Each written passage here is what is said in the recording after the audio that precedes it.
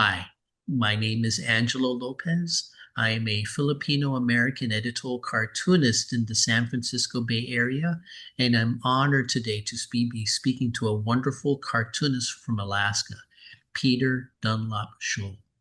Now, for a quarter century, Peter was the editorial cartoonist of the Anchorage Daily News, but I guess in 2008, you had to leave that post because of the onset of Parkinson's. You do a blog called Off and On, the Hmm. Alaska Parkinson's Rag, Yeah. and you have a wonderful graphic novel called My Degeneration, A Journey Through Parkinson's. So today we'll be talking about Peter's cartooning career, his thoughts on today's political scene, and I guess a little bit about his journey through Parkinson's. So thank you, Peter, for taking the time from Alaska to speak to me. It's really great to be on your show. I am honored to be here. Okay. Yeah. Mhm. I basically do this just, for the fun of it and stuff because I Yeah. was telling you, I caregive, so it can be isolating Hmm. at times. So I Yep. use this opportunity just to break out of my isolation and stuff. Uh, So, I'm yeah. happy to be part of your isolation breaking team.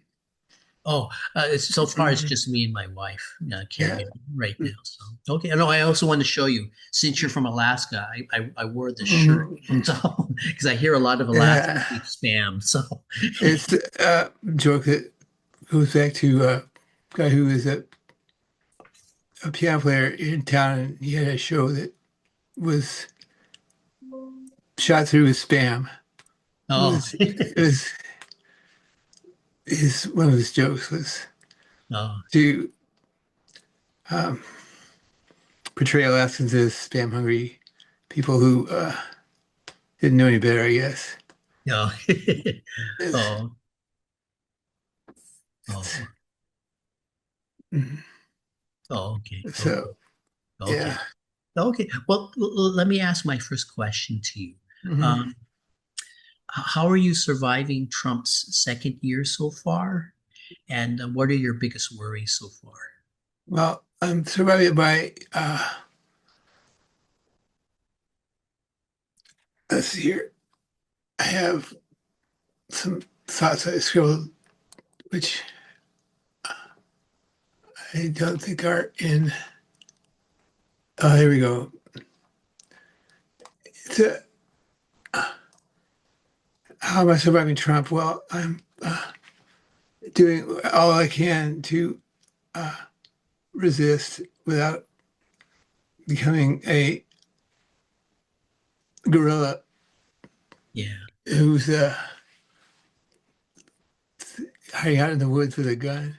It's I'm going to all the marches that we have, and I'm drawing yeah, the people at the marches, and I'm calling my senators and my one representative, yeah, and trying to put pressure on however I can. That is what we shall be doing, I think, because the thing that sustains the fascist power grab that they've got going on now is that they think that they've got the people buffaloed. And if we can get the people to behave like the Minnesotans are, we yeah, can bring pressure back, I think, on him and the administration, which is deeply un-American, I think, and not suited to do the things they're doing. It's yeah. Yeah. I was kind of scared, but then mhm, for whatever reason, I began to have my second win. I think the Minneapolis mhm. protesters really inspired me, you know. Yeah, Yeah, they didn't back down from ICE and stuff, and that no, really encouraged me to be less scared. yeah, I think it's frightening, especially for someone like you who's brown and not white. I think that we Yeah. have a special obligation as white people to Yeah. um, reach out to people that are more likely to be taken than we are, and to do what we can for them. Yeah, yeah. The Filipino community is going through its own stuff right now, so it's scary. Yeah, I have a friend who's Filipino, and Oh, he is almost 80 years old, and the idea that could bust down his door and take him away is just very it's heartbreaking. oh, It's awful. yeah. Is your friend doing okay? Or Yeah, he is doing okay. He's outside, as we say in Alaska. Anybody that's not Alaska is outside. He's outside right now, okay, uh, checking out the parks and okay. photographing them. Is ice in Alaska right now or no? Yeah, it is, but it's not very prominent at the moment. Oh, It's, but they're here, they're everywhere, I guess. okay. Well, good luck and stuff. I'm hoping they Yeah, don't. I'm hoping they don't, invade there like they invaded because LA went through a similar thing. yeah. I suspect they will get here eventually, but we're sort of a Trump-loving state, and we're not uh, Oh, subject to the bad habits of the administration as other places are. okay. It's We're a red state, although we're sort of turning purple now. Okay. Okay. Yeah, I'm curious Mm-hmm. though. I don't know very much about Alaska and stuff. So you said it's red but turning purple. What's the political scene like in Alaska right now? Well, it's becoming purple, as I said. It's uh, Trump won Alaska in the last election, but he didn't win Anchorage, which is really amazing. It was admitted Alaska was admitted to the Union along with Hawaii and it was supposed to be balancing each other out. With Hawaii was seen as a Republican state, and Alaska was seen as a Democratic state, but Oh, they switched their orientations, and Alaska became a very Republican state. Hawaii became a very Democratic state. um, So we've okay. been very red for a long time, but just 4 years ago, we elected a woman who's a Democrat to the House of Representatives, which is the first time in 40 years that had happened. And Okay. it was an indication that the state is not the dyed-in-the-wool Republican state that it used to be. Oh, okay. Why'd they switch? Is it just because of Uh, it's a cultural thing. I think there's a lot of army bases here, but there's army bases in Hawaii too, so who knows? oh, Um, but I think the oil industry had a lot to do with it. The oil, oh, okay. the pipeline was a time of brought a lot Yeah. Okay. Because I know of California used to, Reagan was a mhm. governor of Yeah, California, so he yeah, used to vote for Republican governors until the hmm 90s, and I think it was because of yeah, immigration and stuff. So yeah. yeah. So okay, okay. I don't understand why immigration is such a issue with people because well, I do. It's racism. It's coming out, but they were so worried about the population Mm. decreasing, and it seems like it's normal or natural to have the people coming in to replace Yeah, the ones that are being born. But yeah. that's, I guess, my viewpoint, which is skewed. Is immigration an issue there in Alaska right now, or is everyone Uh, different issues? Or well, we've had a lot of jobs that were filled by immigrants, the uh, canneries, places like that, and that is the main. We have quite a few languages spoken in our school district. There's like over 100 languages Oh, that the wow. students speak.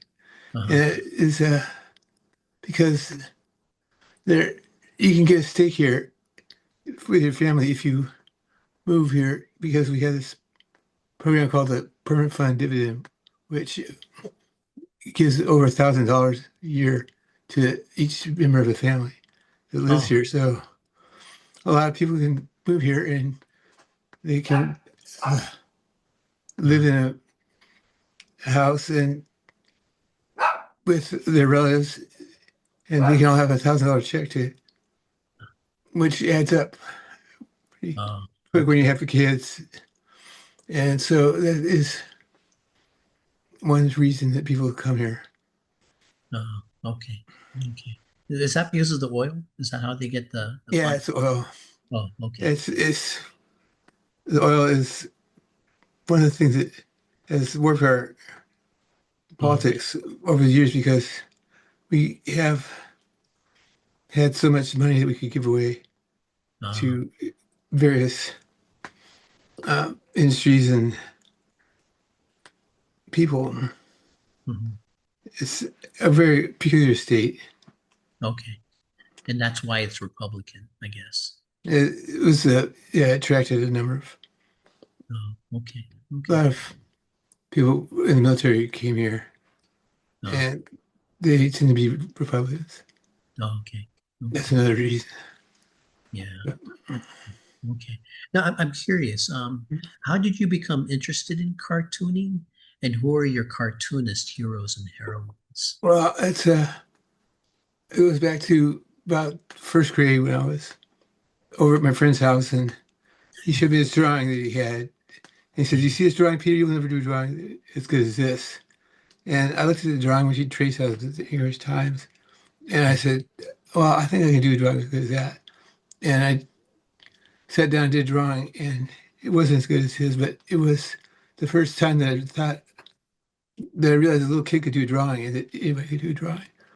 Yeah. And so I was really inspired by that moment and continued to draw through the elementary school years. And that was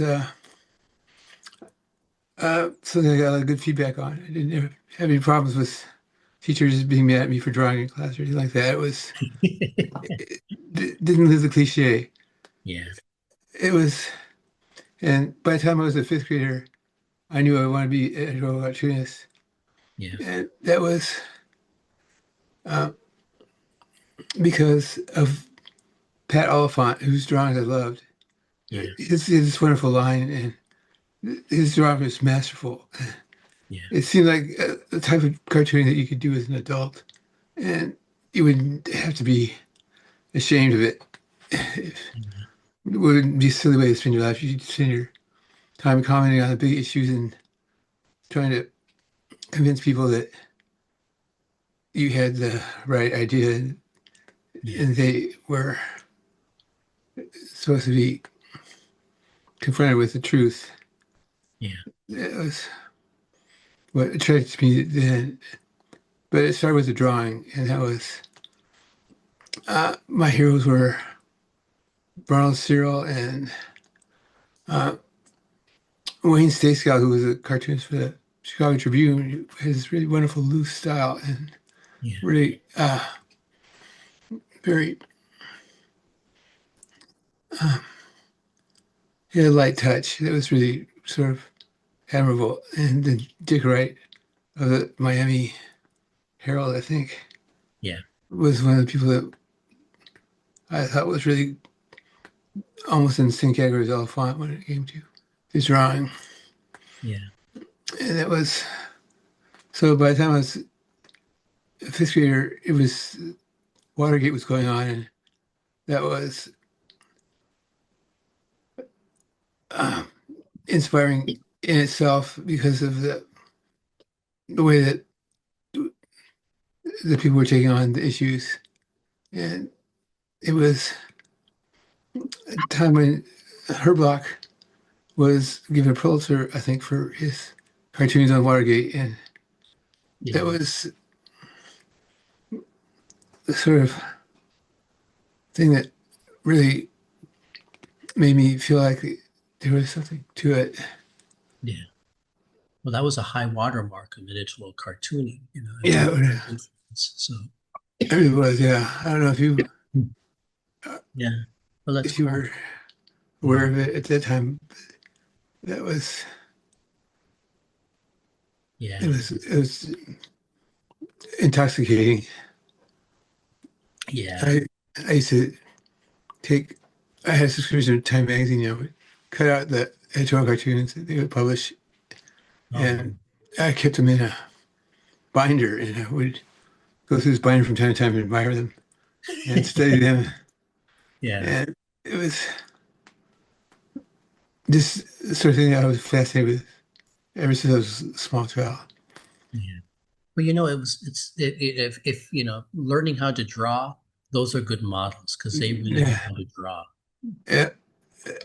The, as I grew older, I appreciated other people more, like Edward Sorrell, and I'm a big fan of Ann Tellez and Oh yeah. uh, of Steve Rudner, Yeah. and Jack Oman, and Dalcio Machado, who's a guy from Brazil, who's really a wonderful caricaturist and has great Yeah. capacity for uh, doing cartoons that have very well-honed points. Yeah. And he's a guy I met through Facebook, I guess. Oh, okay. Yeah. I read, Have you met them? Have you met any of them? Or? uh, I met Antones, and I met not too many other ones. Oh, okay. I have met people through the conventions, Clay Bennett and Dennis Drawn and people like that, but I haven't met I met Steve Brodner actually in North Carolina. The Oh, convention we had there, he was there. That was pretty exciting for me. okay. Yeah. Yeah, I met him in San Francisco 2 years ago, but I was too scared to come up to him to say hi Mhm. to him and stuff. It was I was Yeah. mentioning that about you. I actually saw you in Mhm. 2012 in Washington, D.C., Mhm. but I was too scared to talk to you because I didn't know anybody at Yeah. 2012 and stuff. It was not until later that I actually started coming up to people to say hi to them and stuff. That's yeah. You should have said hi to me. It would have been. I would not have bitten you or anything like that. Would have been. Yeah, I but don't know. I love your work. So Thank you. That's very nice of you to say. yeah, yeah. Well, okay, okay. So I'm curious. Um, how has Trump policies affected Alaska? You mentioned how Alaska is Mm, turning more purple and stuff. Is yeah. Trump's policies doing that, or are there other things that are making Alaska turn more purple? How is it? It's, How are the tariffs affecting Alaska? Or it, there's not that much that we manufacture. It's oil is what we have, okay, and that is our main source of income, along with the permanent fund, which uh, spins off a certain amount of money which they can use to balance budgets with. And that is sort of independent of Trump. uh-huh. But it's funny, we have this senator who's one of the few GOP senators who's willing to stand up to Trump. And Yeah, she is uh, Lisa Murkowski. She has voted for his impeachment, I think, in yeah, the second trial that he had. She voted for one of the articles of impeachment. And then yeah, she turned around and voted for the big, beautiful bill. And then she turned around and she opposed the additional appropriation for ICE that was just failed in the Senate. yeah, And she's one of the reasons it failed. And that is uh, supposedly the kind of thing that put us at odds with Trump, but it doesn't seem like it has. He's mad at her, but he hasn't taken it out on the state somewhere in any way that isn't sort of generic. Yeah. He's been uh, he's been in favor of the natural resources that we have, of Yeah. developing them, and that is something that most Alaskans are pretty gung ho about. Oh, okay. Okay. Yeah. So he's pretty much left Alaska alone. Yeah, it's he came here and met Putin, and that was about the most Alaskans have had to do with him. Okay. Yeah, I forgot about that with the red carpet, right? Yeah, Okay. Okay. Yeah, I forgot about that and stuff. But is Anchorage a blue island in a red state, or is so Anchorage? it was the it was this presidential vote was not didn't go to Trump in Anchorage, but Oh, in the areas outside of Anchorage, it was uh, uh, enough to carry the state for Trump. But in Anchorage itself, it's sort of got a little bit of independence from the oil industry because it's where the medical okay. center of the state is concentrated in Anchorage. And that is a lot of highly educated people that tend to be more middle of the road, I guess, and people Okay. that don't have that much education. Okay. It's Is Murkowski more independent? How do Alaskans like her now and stuff? yeah, Because they like her pretty well. She was when she was first up for re-election, she was against this guy named Joe Miller, who was very conservative, and she ran a write-in campaign and won. And that is really something when you consider her name is Murkowski. If people had to write that in, it was not an easy task to get people to spell her name correctly, yeah. but they did, and she was elected. So that's one of the things that maybe a moderating influence on people is the way we have our elections now is with the top vote getter. If they get more than 50% of the first round of voting, they're elected. If not, then the bottom vote getter is thrown out and the ballots are recounted, and then whoever gets the most votes when all the candidates have been through that process is the winner. So that is a moderating influence Moderating. on Okay. the outcome of the election. Yeah. Okay. Yeah, because she seemed like an independent-minded conservative to me. If she's willing to Yeah. lean on Trump sometimes, Yeah. She's really pretty courageous, but I don't understand what is the distinctions of what makes her decide that one thing that Trump does is acceptable and another thing he does is unacceptable. uh, I don't haven't found out the key that I do give her credit yeah. for being willing to stand up to him. You know, she's afraid of him. She Okay. said as much as she was afraid. Yeah. Yeah. 'Cause I generally, even though I don't agree with them, I generally admire anti-Trump conservatives. Yeah. But I actually, but my politics is very different than theirs and stuff. So, Yeah. yeah. Well, they're people that I admire as well because they have the party is opposed to them. It's become Trump's party. It's not even a Republican party anymore. It's Republican in name only. And its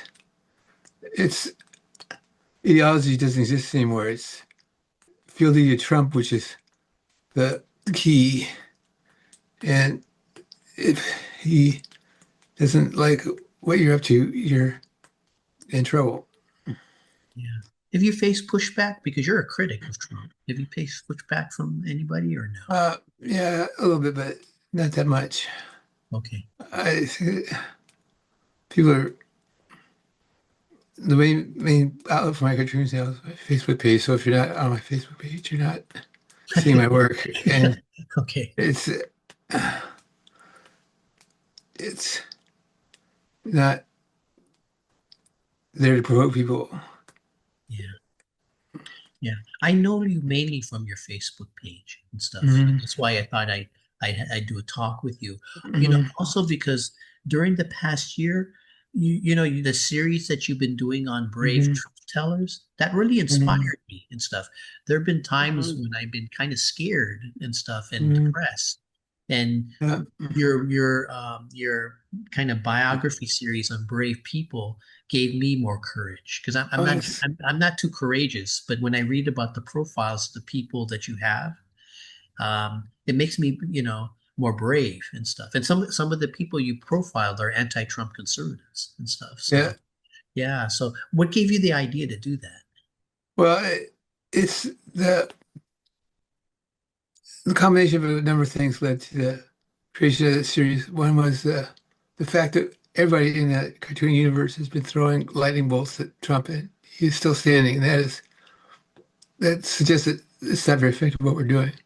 So, and then I wondered what stories people would tell themselves that were making them think that Trump was okay. The guy's a felon. He's a woman abuser. He's a grifter. He's done all these things that are just horrible. And what do people tell themselves to make it okay? And so I thought about that, and then thought about, well, there's some powerful stories they are telling themselves, and what do we have to counter that with? We got to tell our side of the story. You can't beat something with nothing, Yeah. and you need to hear from the other side. So that was the idea, was that I would find these people that were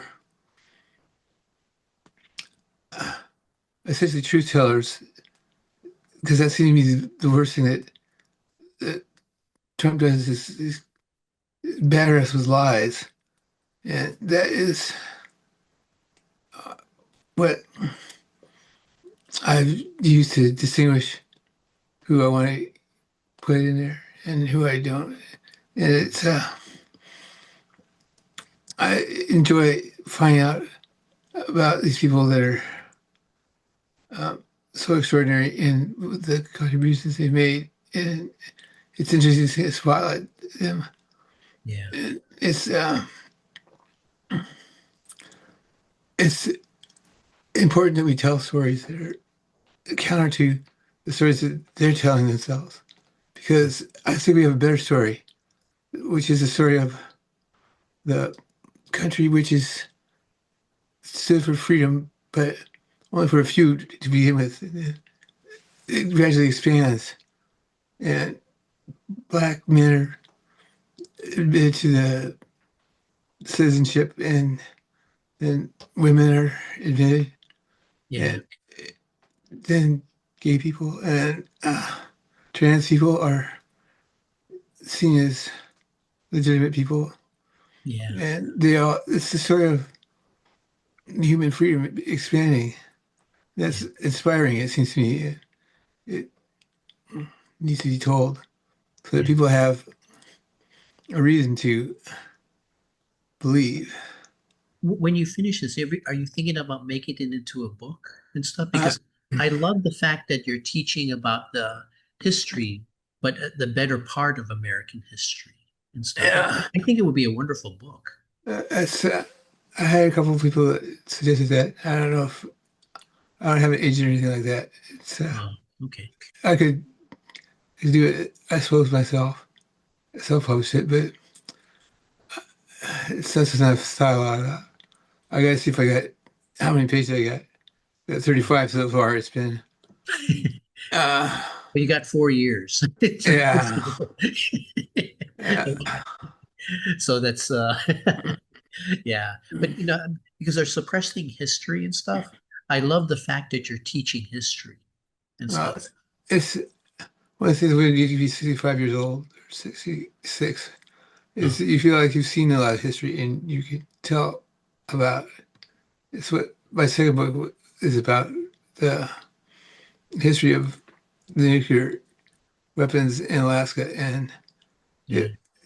it was inspired by the fact that I lived through that period, Yeah. and I wanted to tell about what happened there. It was pretty amazing. Okay. I don't know about that book and stuff. Mm. I only know about this book over here. And that's Okay. Did you write that book after My yeah, Degeneration? it's my second book. Yeah, it's Oh, called Nuking Alaska, oh, and okay. Notes Yeah. of a Atomic Refugee or Atomic Yeah. Fugitive. Yeah. I grew It's, up during that time and stuff. It was scary. It was, yeah, it was. yeah. Did you go through the Cuban Missile Crisis, or is that too early? That was I talk about it in the book, but it's not one of the main things. It's actually it is a pretty important part of the book. It's in the last part of the book I talk about how the submarines, the Soviet submarines, Yeah. were lurking off of the coast of Cuba, and how they were suffering because it was the subs were not designed for the warm waters of Cuba, and the temperature inside was getting up to be like 120 degrees, and there was the water, the desalination mechanisms in the subs were malfunctioning, and so they had to ration the water at the same time they were going through this incredible heat. And at one point, the commander of one of the subs cracks, and he's gonna start World War III. And there's another guy on board of the boat who has to sign off on that. His name was Sharpov, I think, and he stood in the way of that. Oh, okay. And this drama was going on underneath the waves when people were convinced that uh, Kennedy and uh, Is it Khrushchev? yeah, Khrushchev. Khrushchev were determining the fate of the world. But what's really happening was that this guy was having it out at the bottom of the sea with this other Russian commander. And it was a little known story that Yeah. I came across. Yeah. But thanks to this guy Sharpov, I think, Yeah. we didn't have World War III. And it was really a close thing. Yeah. I remember growing up in the 70s and the 80s, and Mm-hmm. Reagan's military buildup scared us. There was a Yeah. movie called The Day After. Mm-hmm. I remember after that, it really, it didn't strike home the way the Cuban Missile Crisis did, but I was pretty scared and stuff. So, Well, it's a very scary situation that yeah, we're in. yeah, It yeah, was very anti-human. yeah, Seems like to me. yeah. There's a movie called War Games with Matthew Broderick. Uh-huh. It's based the city that it's I guess his that the nuclear strike was supposed to be in his city. It was based on the city I was raised in, Sunnyvale. Uh-huh. And so Well, there's a that didn't make me feel very good. there's a there's a moment in that movie where they say, "Well, it coming looks like the missiles are coming, but we're not sure. Let's tell them to take Anchorage out if that's what if they're really coming because we can't afford to shoot the missiles." And Yeah. when I saw that movie, everybody in the eyes gasped when they say, "Well, we'll have to sacrifice Anchorage." It Yeah. was Oh, yeah. quite a moment. And that's where you're at. Yeah, yeah. Okay. Okay. Yeah. Yeah. Yeah, I just remember they Reagan had was promoting something called Star Wars. This Yeah. idea that you can have like these missiles that Mhm. supposedly attacking other missiles and stuff, and supposedly like a dome. Nobody believed we didn't have the technology back then, and I don't think we do now. So, No, it yeah, would have worked. It would yeah, have been a mess. yeah, And the problem with it was that if you build a missile defense, then it gives you the power to strike first, yeah, and then you have asymmetry, and it's dangerous if yeah, you no longer have to worry about yeah, the incoming missiles from the other country. It's destabilizing. yeah. Um, you did this wonderful graphic novel, My Degeneration, Mhm. A Journey Through Parkinson's. Could you Mhm. tell me about your graphic novel and a little bit about your journey through Parkinson's? Yeah, I'd be glad to. It was when I was diagnosed with Parkinson's. One of the things that really was paramount in my mind was I was gonna have to find a way to be a cartoonist with Parkinson's, and that was very important to me. That I was still a cartoonist, and so I always wanted to try to draw a graphic novel, and that seemed like a natural step to take. Yeah, There was a lot of accounts of people on the internet that had Parkinson's as their subject, and they were pretty bleak. And I wanted to do something that wasn't so hopeless. So I started a blog which called Alaska Parkinson's Rag, off and on, which is a reference to how we respond to our medication. We're either off or we're on. If we're on, we're good. And if we're off, we don't have that much ability to move very well. mhm, So that's the explanation behind the name of the blog. And the blog became the basis for my book. I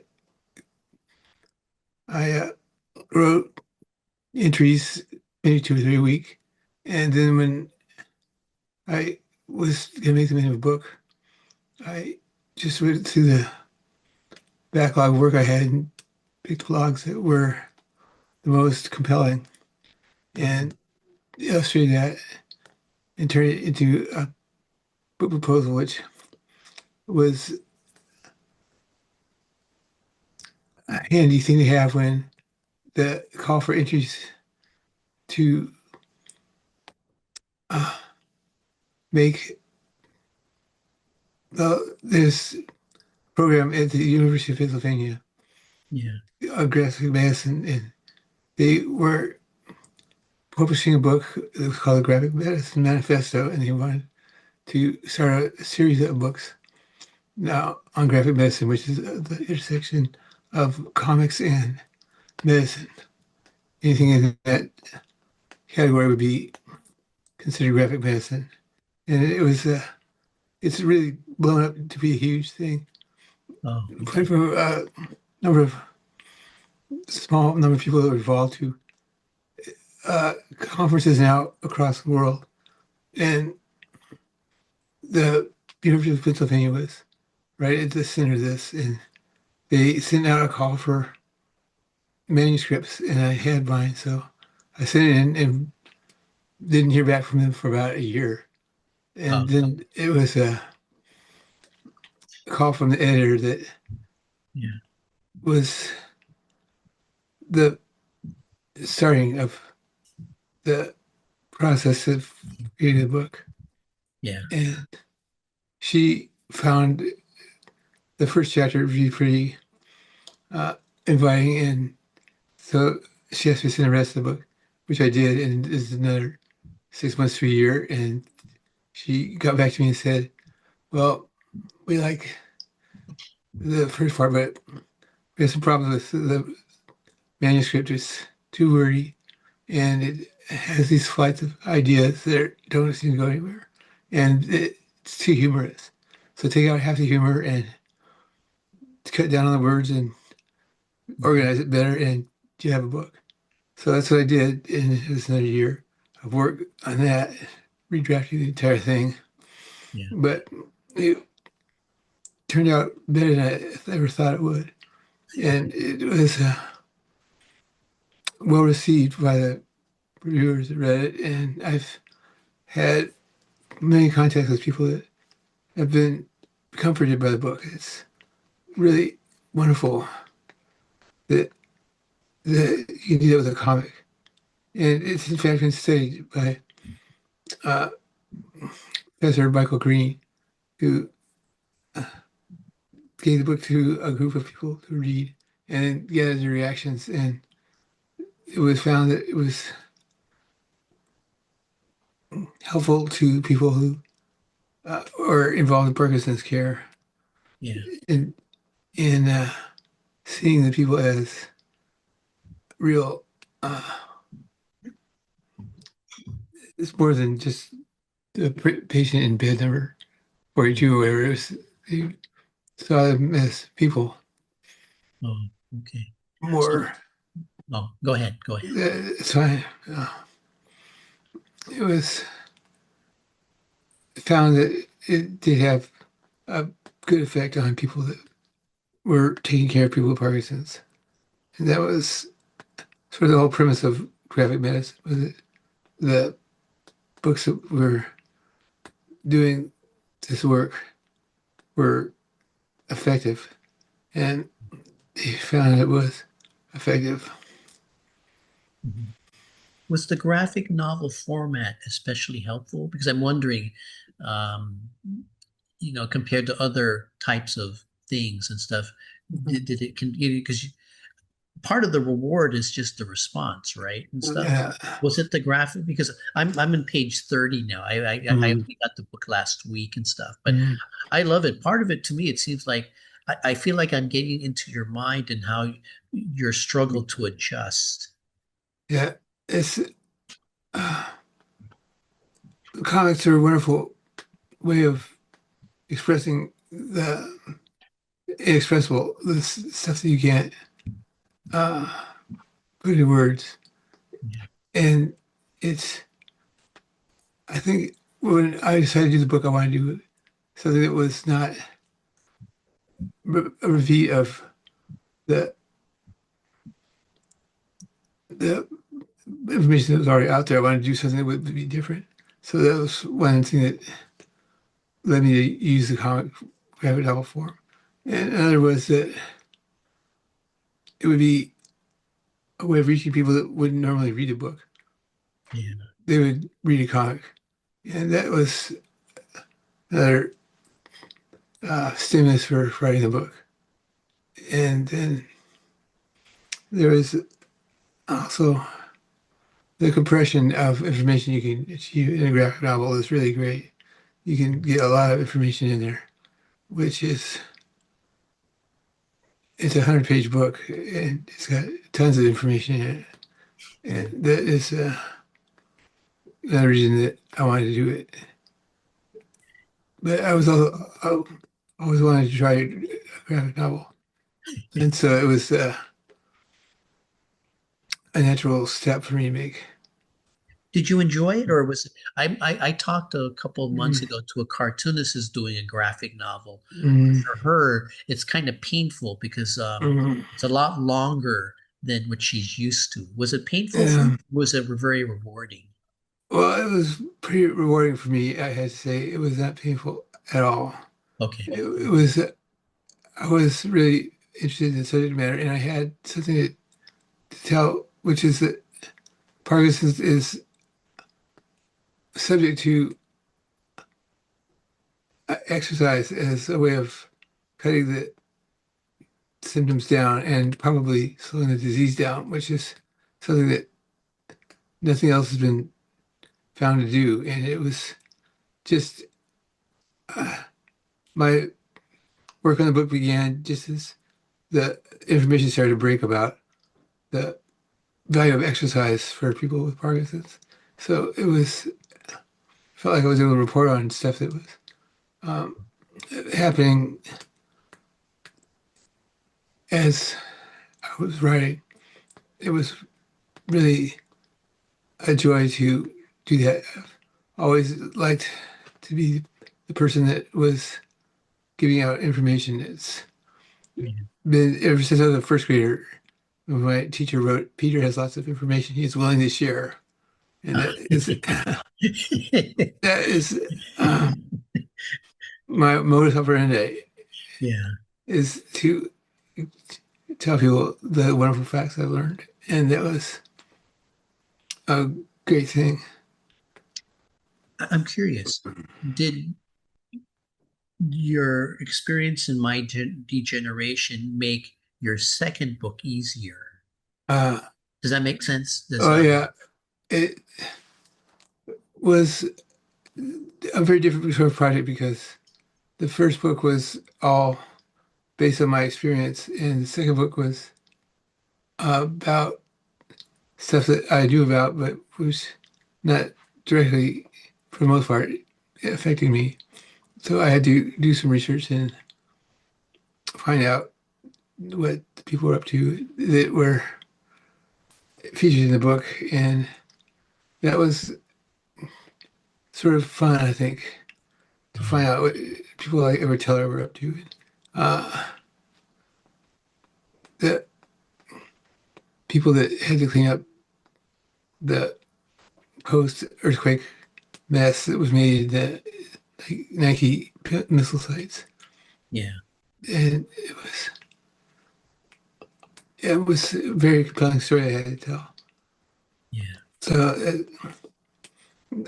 that if you write a book, you gotta have something that you really want to tell about because it's a lot of work, Yeah. and you need to have that compelling reason to keep going. In your first book, how long did it take? And in your second book, how long did it take? I'm just curious. First book took probably, well, it was based on a blog, which which ran for about 15 years, I think. Oh, And okay. so, and then it was, I had to do first condense the blog down into the book. Then I had to rewrite the entire book. So it was a 5 or 6 year process, probably. Okay. It was, and the second book was um, more research than, well, I guess it's not true. It was, it's hard to say actually how much longer it took, but it was more of a project to, as opposed to just bringing out my feelings or whatever, which I did in the book, the first book. It Yeah. was about how other people had acted. Okay. Oh, okay. Well, thank you. I'm Um, curious. Um, my next question. I'm liberal, but I used to um, have conservative friends. But as um, the times got more partisan, um, I went through a painful process of losing those friends. um, You're in Alaska.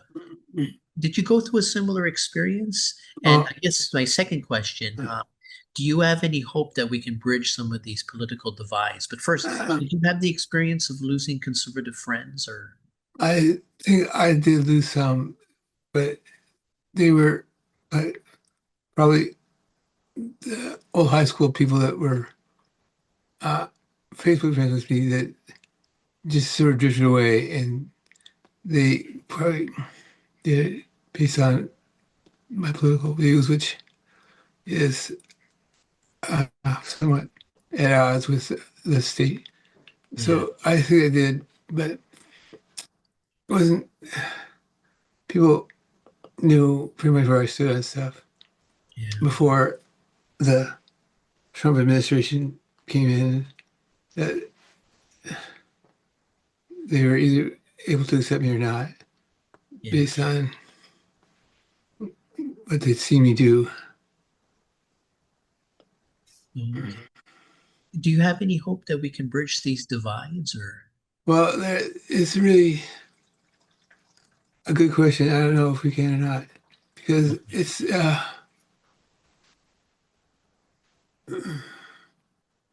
the people that have clung to Trump for so long have really tainted themselves. It seems to me with his stink, and I don't know how we're supposed to get past that. It's really gonna be hard, but I think that one of the things that is hopeful is that people are not as divided as they seem on a couple main wedge issues. Yeah. This are it makes it seem like we're very far apart, but we're not. Yeah. And I think that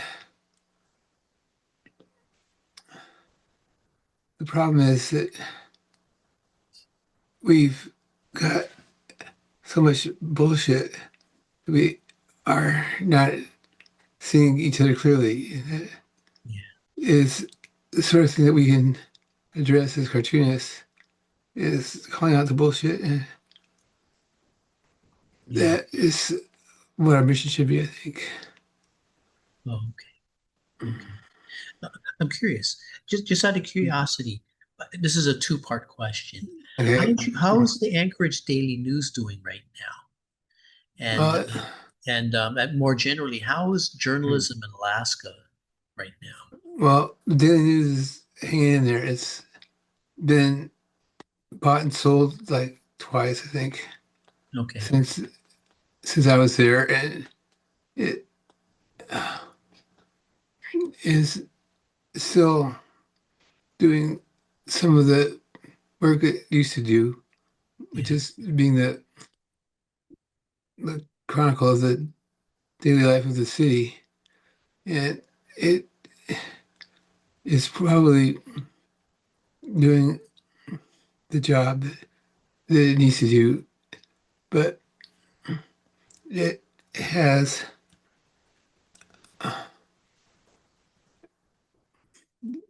given up its liberal stance and Uh, is now owned by some people that are more conservative, and uh, that is the way it goes.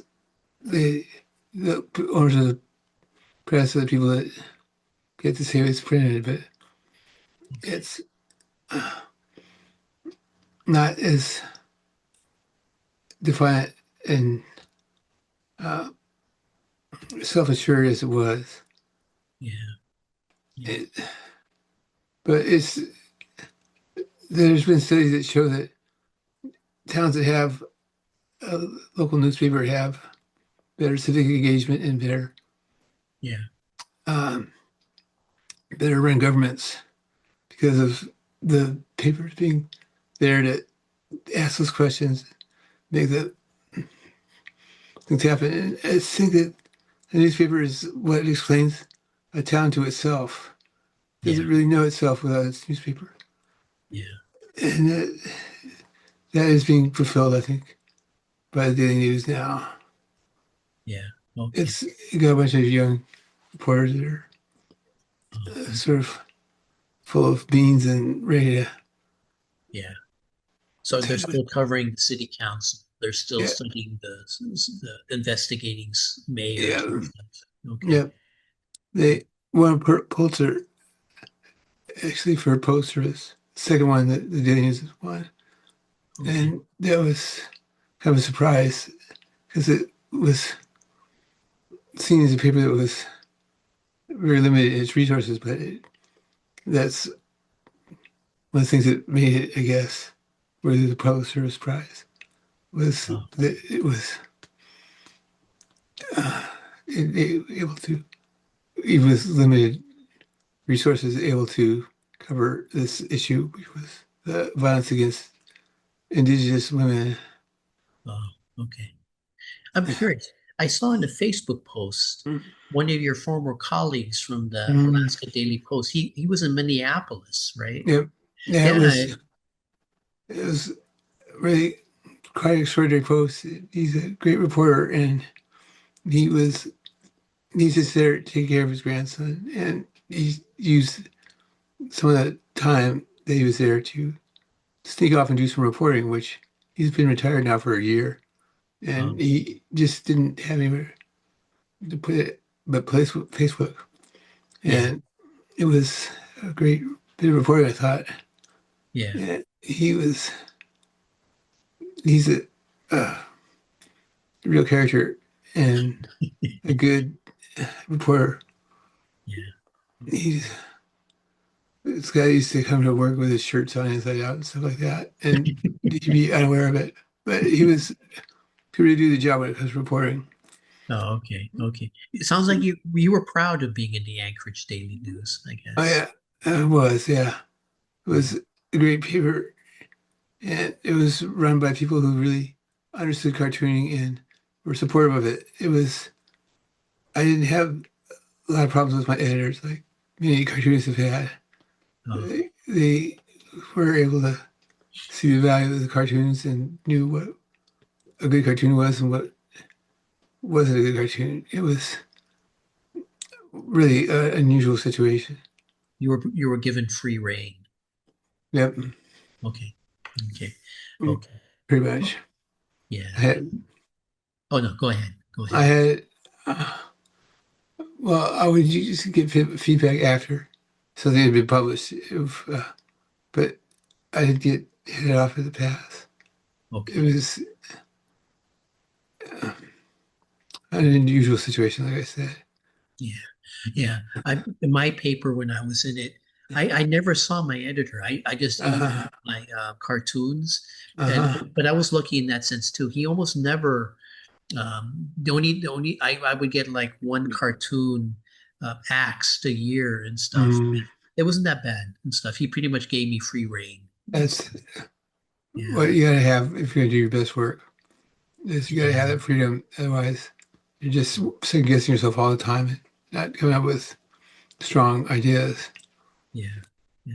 Did you do mostly local stuff or did you do national stuff too? I did mostly local stuff, but I did maybe a quarter of the work I did was national.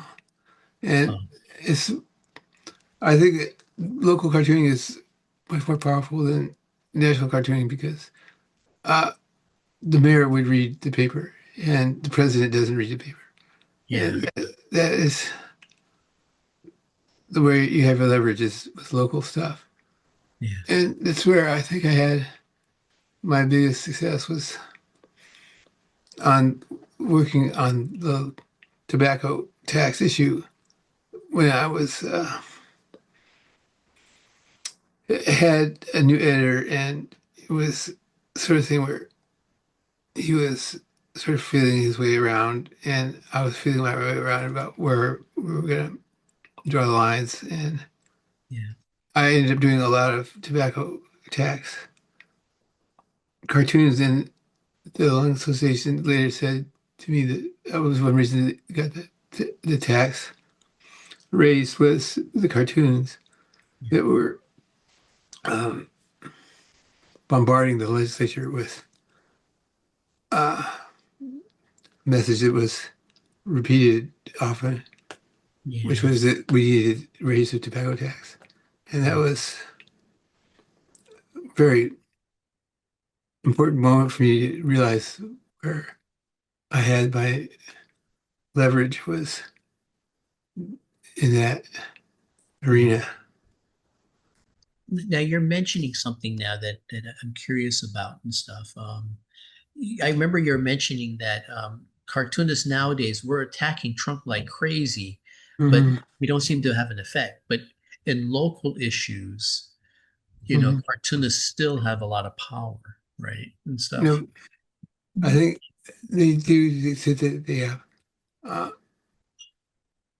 Yeah. the ability to do local cartoons and a paper that will publish them.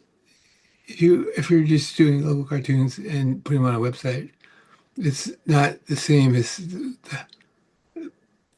the person who has a paper supporting them because they're automatically seen as more legitimate Yeah.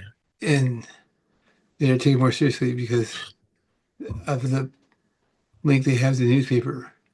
Yeah. But if you don't have that sort of bigger ship, you're just a little kind of raft on a Yeah. big ocean.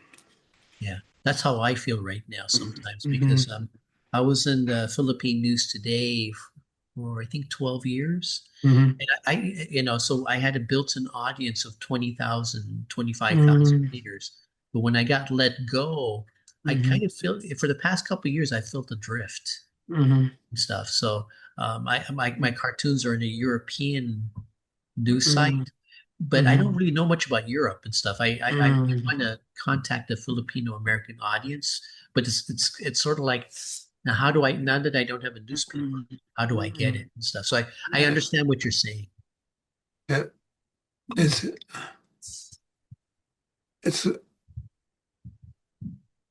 one of the things that I have not really pursued very much. I do some local cartoons, but I just post them on my webpage.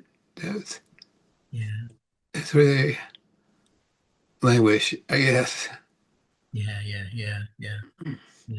I know But what you're mentioning. I really I know from firsthand experience. yeah, well, I guess you always get Substack going, which would be Yeah. something that would be.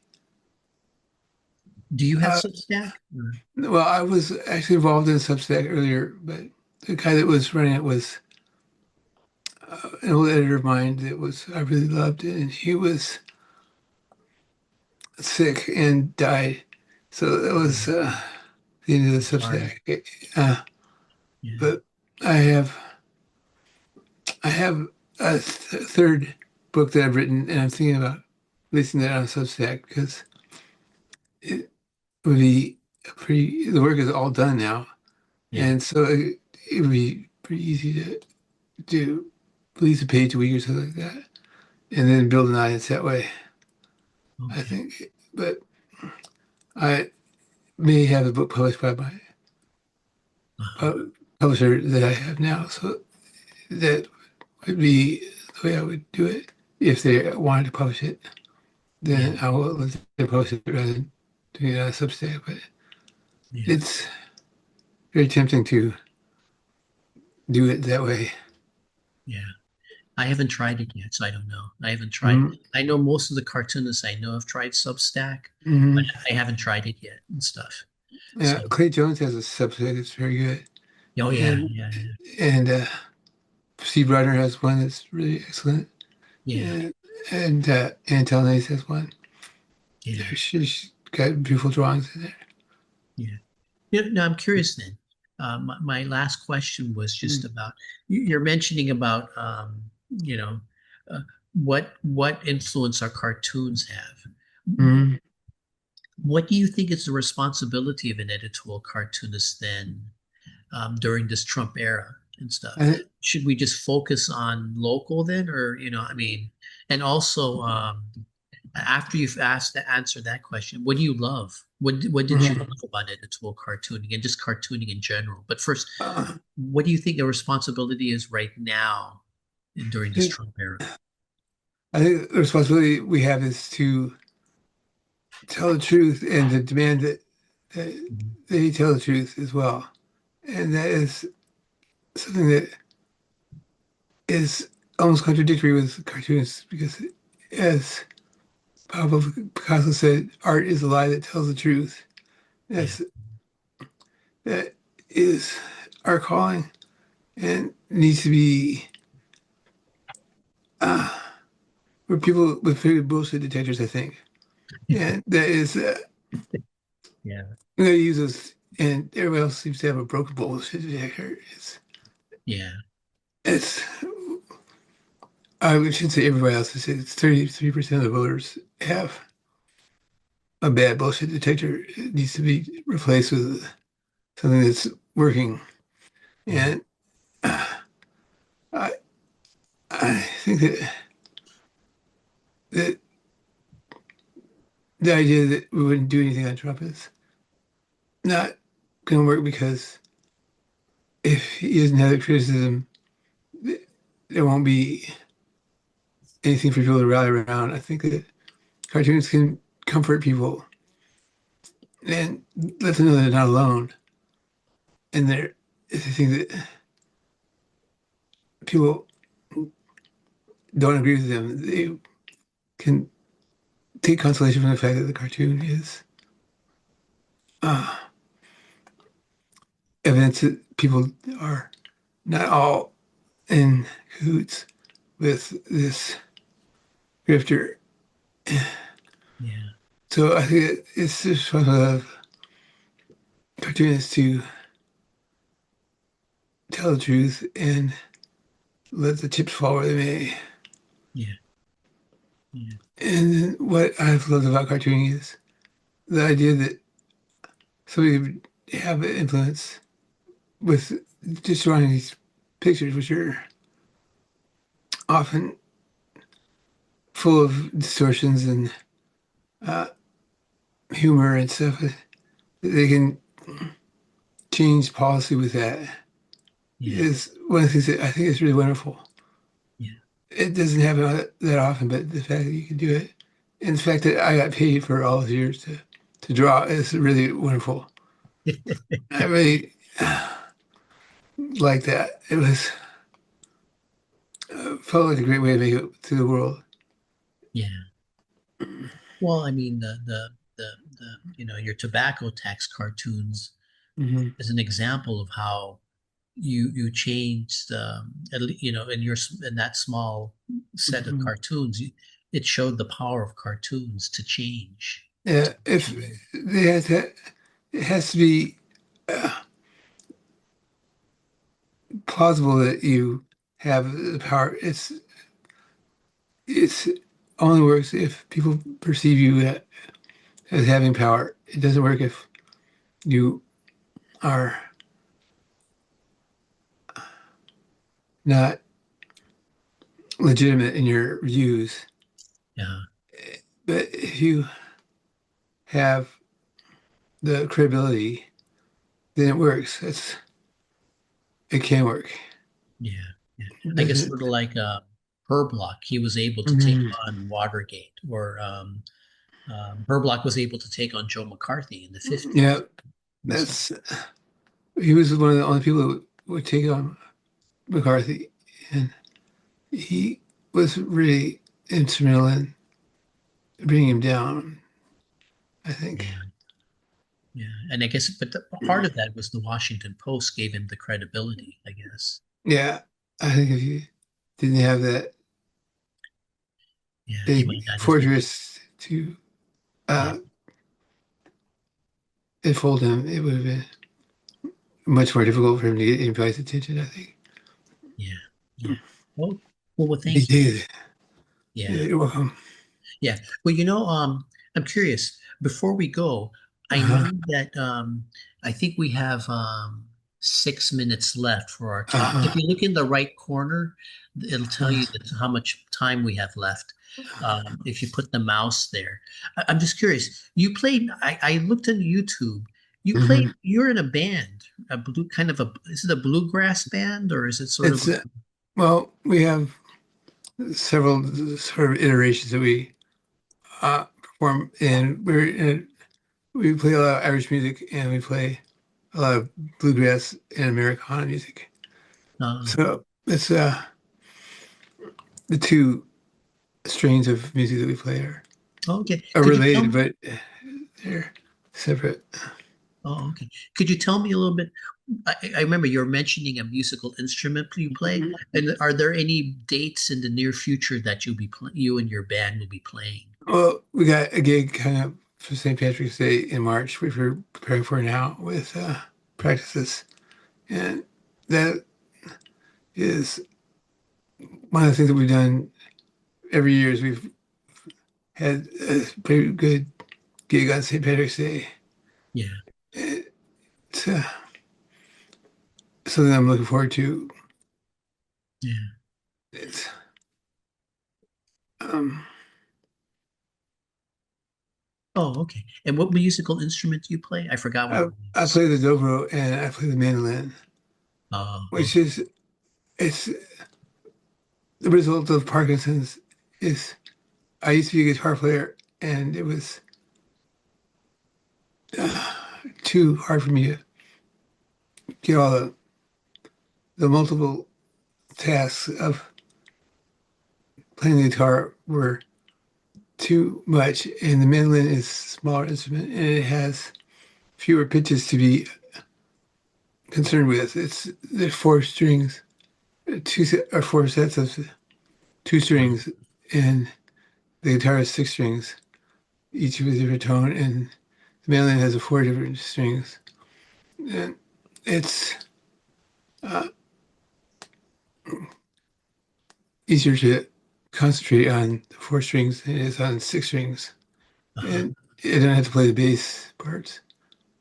Oh, okay. So I have much less complexity to deal with, and it's been very fun to learn the mandolin. And the dobro is kind of like a guitar, but it is played with a slide.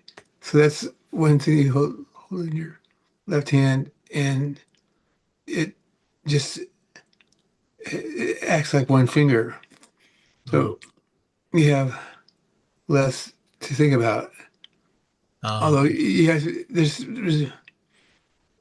more complicated things to do because you have only that one hand. So it's sort of a trade-off, but no. it it is a good therapy for Parkinson's to play the music, and I am fortunate that my bandmates are willing to put up with a certain amount of bad notes for me and stuff because Oh, they are very understanding, and I don't see them hold the band back too much. It's oh. I uh, don't know. When I watched those YouTube videos, it mhm, sounded good to me. And then people were dancing and stuff. It looked like a mhm. lot of fun. Yeah, it is very fun Okay. when you get that connection with the audience. It's really a wonderful thing, and especially when you get people up dancing, it's really great. You can see them enjoying themselves, and it's a really wonderful thing. Oh, okay. Yeah. Okay. I forgot to ask, what's the name of your band? It's Whiskey Jacks, Oh, okay. uh, Okay. which is bird. It's the Canadian Jay, which there are a number of them that live around here. They Okay. also go by the name of Camp Robbers. Okay. And they're going to be playing in St. Patrick's Day. Where? At Van's Dive Bar, which is a dive bar and on the outskirts of town, and is a great little venue to play music in. It's very intimate, and they have a good sound system there. So that's one of the things that we always appreciate. Okay.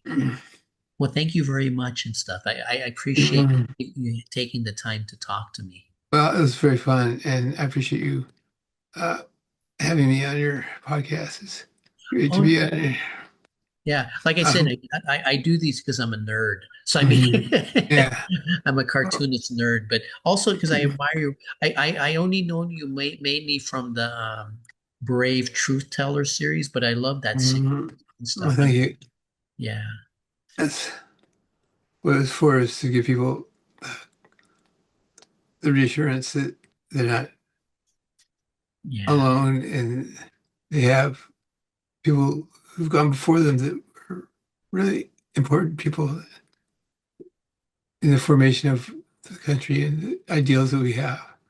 Okay. I think it's really great that it had that effect on you. That was what it was supposed to do. So that's good.